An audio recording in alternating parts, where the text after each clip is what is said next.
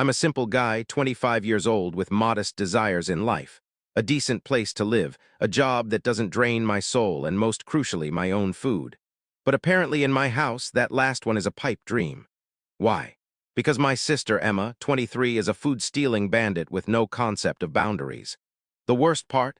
My parents enable her nonsense. Emma's been pilfering my meals for years. It started small, snagging a few of my chips, devouring the last slice of pizza I'd saved for myself. Irritating? Sure, but I could deal. Over time, though, her mistakes escalated into full-on food heists. Leftovers in the fridge. Vanished by dawn. A bag of my favorite snacks. Obliterated before I even got a taste. I tried reasoning with my parents, but they just parrot the same tired lines. She's your little sister, share with her. You're a grown man, buy more food. Emma didn't mean to eat it, she thought it was communal. Meanwhile, Emma would flash a cheeky grin, flutter her eyelashes, and skate by without consequences. My parents treated her like royalty while I was just the guy who had to suck it up. The final straw came a few weeks ago. My girlfriend, Mia, 24, whipped up a masterpiece, a homemade lasagna. Mia's no amateur in the kitchen.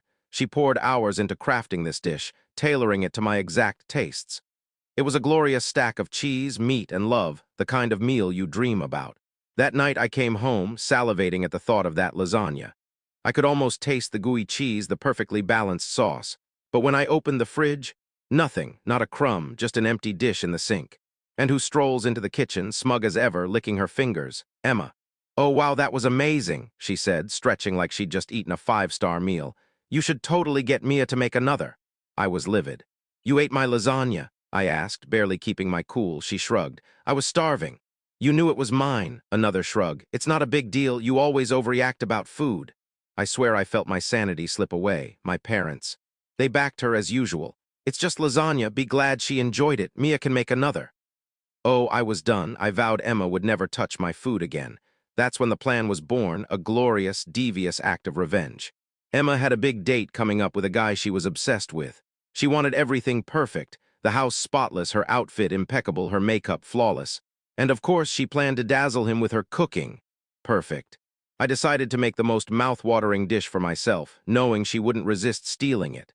The secret weapon? Laxatives, not enough to cause harm, just enough to make her date night a catastrophe. I spent days plotting. I bought top-tier ingredients, simmered the sauce to perfection, and crafted a dish so aromatic Emma would be powerless against it.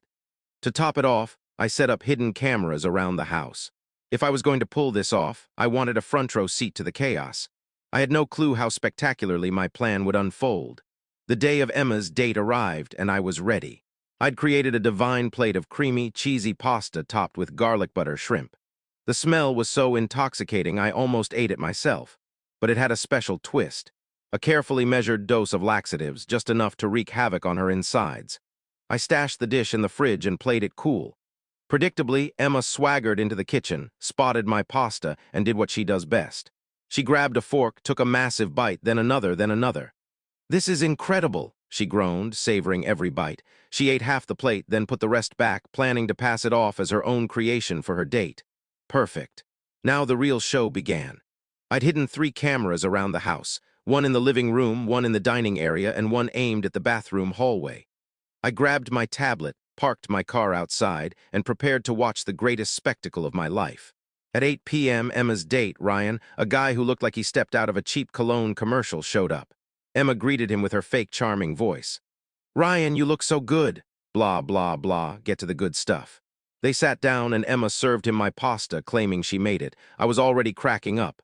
Ryan took a bite, then another, and even complimented her. "This is fantastic. You really cooked this?" Emma giggled, tossing her hair.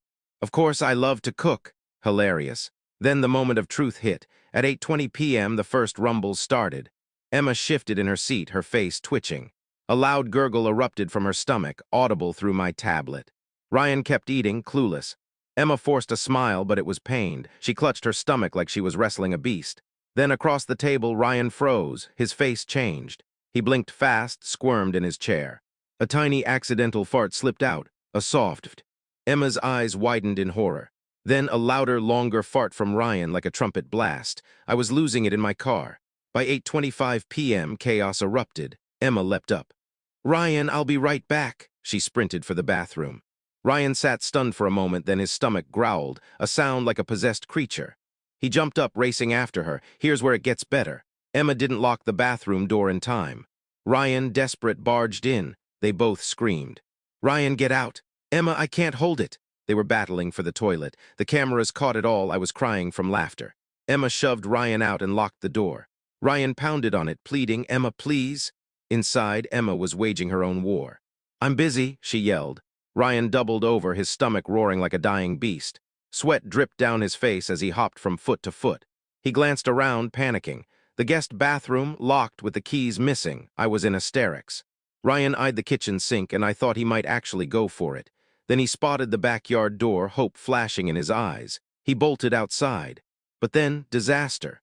Emma burst out of the bathroom just as Ryan ran by.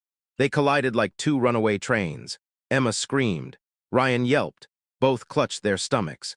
Then, in perfect sync, a duet of gastrointestinal doom. I was in my car, screaming with laughter, slapping my knee to breathe. Ryan sprinted to the backyard again. Emma tried to follow but slipped on the tile, crashing like a bag of bricks. Ryan disappeared behind the shed, while Emma lay on the floor, wheezing, questioning her entire existence. Just when I thought it couldn't get funnier, headlights appeared. Mom and Dad were home early. They stepped out of the car and Mom immediately grimaced. "What's that smell?" Dad gagged. "Did something die?" Oh, they had no idea.